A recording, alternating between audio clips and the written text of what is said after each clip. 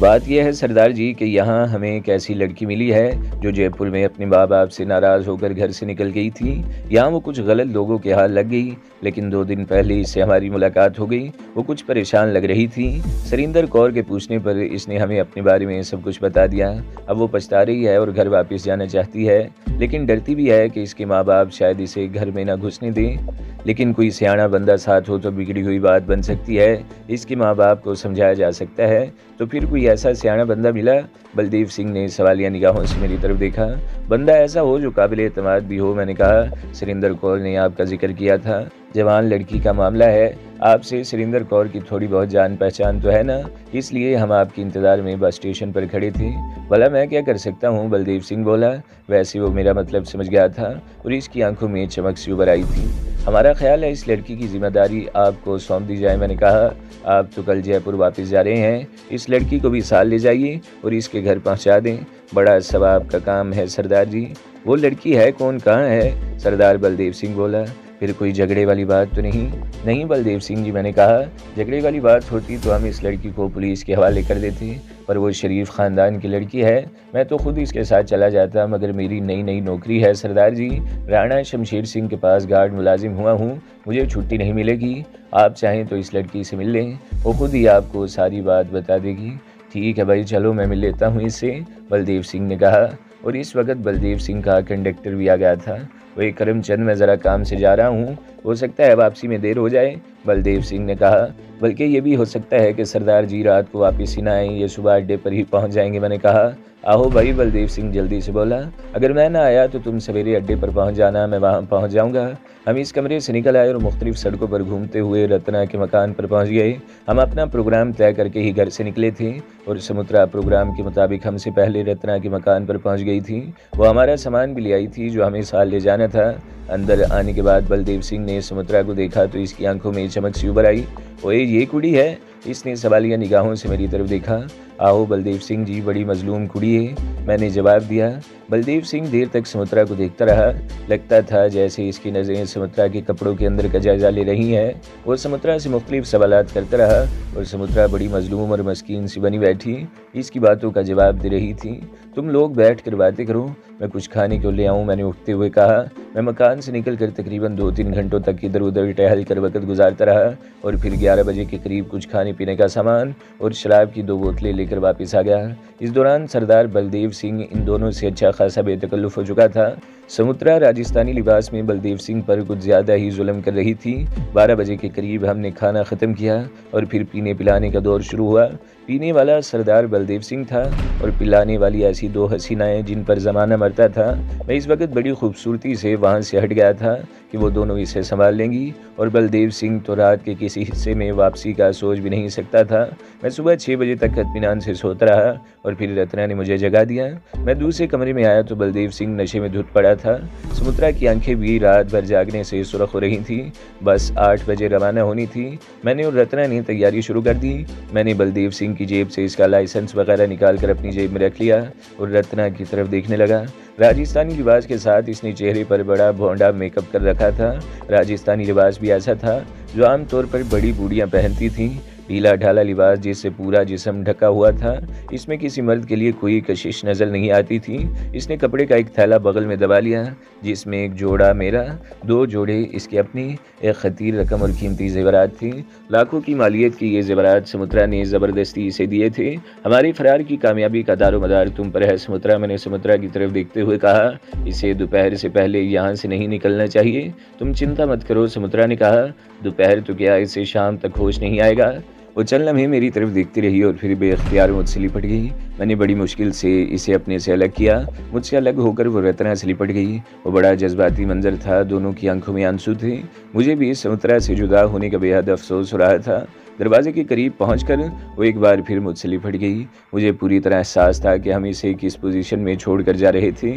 कोई मामूली सी गलती से मौत के मुंह में पहुंचा सकती थी। अपना ख्याल रखना, मैंने इसकी आंखों में झांकते हुए कहा।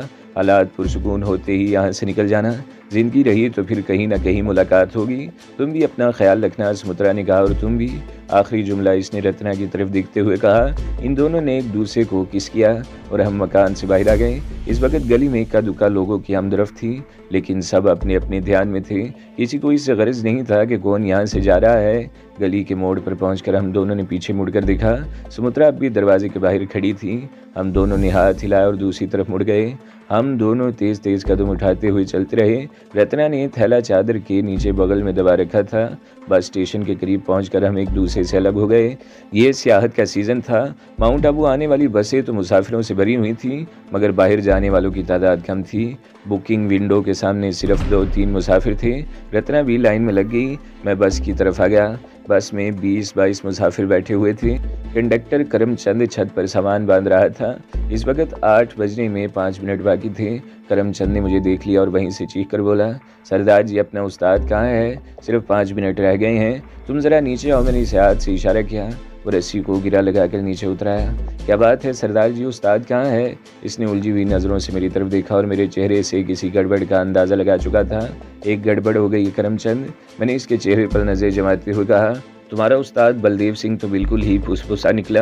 क्या हुआ सरदार जी? करमचंद की आंखों में तशवीश उभर आई। वो होना क्या था? रात को गिलास पर गिलास चढ़ाता रहा, मना करने के बावजूद नहीं माना। सुबह होते ही उल्टियाँ शुरू कर दी।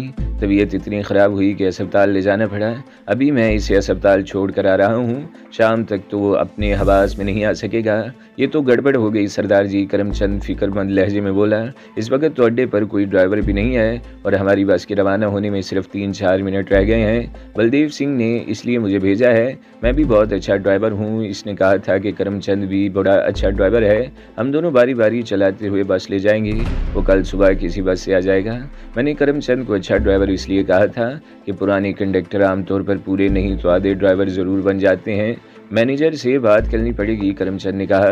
वैसे बुरा मत मानना सरदार जी, कल रात वो नारी कौन थी आपके साथ? वो ऐसे ही मिल गई थी शुगल मेले के लिए। मैंने इससे नज़रें चुराते हुए कहा। समझ गया सरदार जी, करमचंद बोला।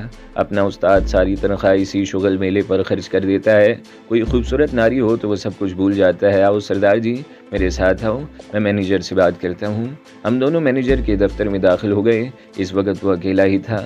मैनेजर अधेड़ उम्र भारी भरकम आदमी था। तौंद मटके की तरह फूली हुई थी। सर गंजा और खोपड़ी की पिछली तरफ बालिश वाली लंबी चुटिया थी। माथे पर सुर्ख टीका भी लगा हुआ था। इसे देखकर अंदाजा लगाया जा सकता था कि वो कट्टर हिंदू है। करमचंद मध्यम लहजे में इससे बात करता रहा। मैनेजर की पेशानी पर बल पड़ गए। बलदेव सिंह का कोई बंदोबस्त करना ही पड़ेगा, इसने कहा। फिर मेरी तरफ देखने लगा। तुम्हारे पास ड्राइविंग लाइसेंस है? आओ जी। मैंने जेब से बलदेव सिंह वाला लाइसेंस निकाल लिया और इसका सिर्फ लश्कारा देकर दोबारा जेब में डाल लिया। ठीक है सरदार जी, वो मेरी तरफ देखते हुए बोला। इस वक्त अड्डे पर कोई और ड्राइवर नहीं है, मजबूरी है। आज तुम ही गाड़ी ले जाओ, मगर संभाल के चलाना, रास्ता ख़तरनाक है। मैंने बड़े बड़े ख़तरनाक रास्तों पर गाड़ी चलाई है जनाब, मैंने कहा। ठीक है जाओ, टाइम हो रहा है, मैनेजर बोला। हम दोनों दफ्तर से बाहर आ गए। कंडक्टर तो वाउचर लेने के लिए असिस्टेंट मैनेजर के कमरे की तरफ चला गया और मैं बस में सवार हो गया। ड्राइविंग सीट पर बैठने से पहले मैंने मुसाफिरों पर निगाह डाली। रत्ना चौथी सीट पर खिड़की की तरफ बैठी हुई थी। इसने चादर से घूंघट सा निकाल रखा था। इसके साथ एक भारी भरकम अधेड़ उम्र आदमी बैठा था। मैं ड्राइविंग सीट पर बैठ गया। इंजन स्टार्ट करने से पहले गियरबॉक्स और डायल्स वगैरह का अच्छी तरह जायजा लिया और अल्लाह का नाम लेकर इग्निशन की चाबी घुमा दी।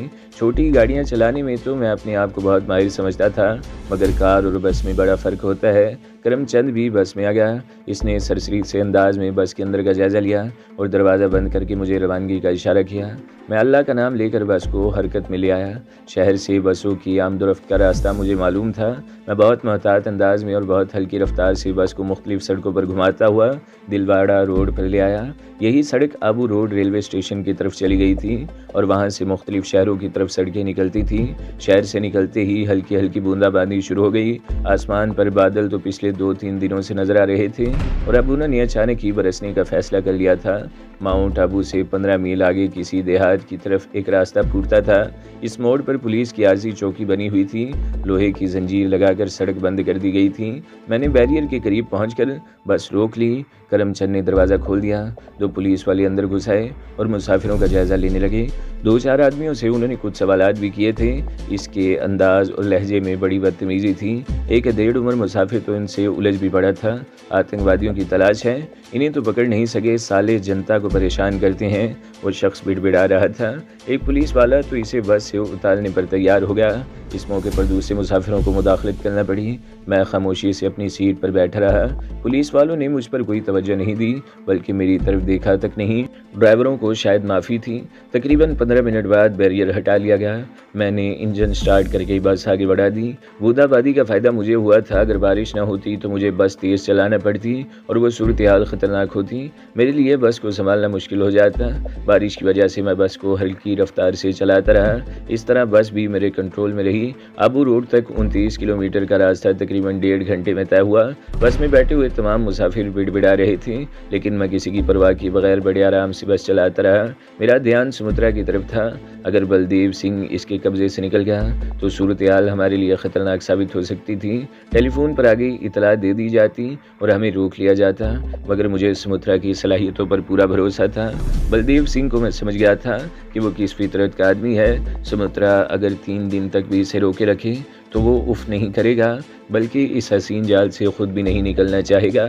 आबू रोड रेलवे स्टेशन के स्टॉप पर हम सिर्फ 5 मिनट रुके थे। यहाँ से कुछ और मुसाफिर बस में सवार हुए थे। यहाँ से चंद मील का फासला तय करने के बाद मैंने बस रोक ली।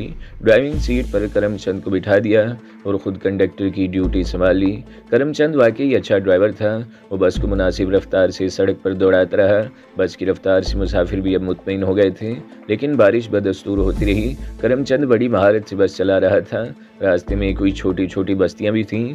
मैं कई महीने पहले बैला के साथ थर की तरफ से कुदयाला से होता हुआ आया था।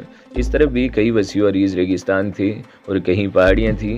भाग दौड़ में मुझे वो इलाका अच्छी तरह देखने का मौका नहीं मिल सका था, लेकिन इस वक्त बस पर सफ़र करते हुए मैं पूरी तरह लुत्फ़अंदोज़ हो रहा था।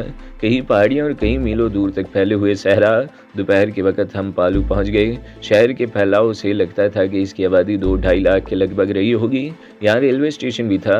यहाँ से एक लाइन जोधलापुर और दूसरी मावड़ा की तरफ चली गई थी। मावड़ा ज़्यादा दूर नहीं था, वो रेलवे जंक्शन था।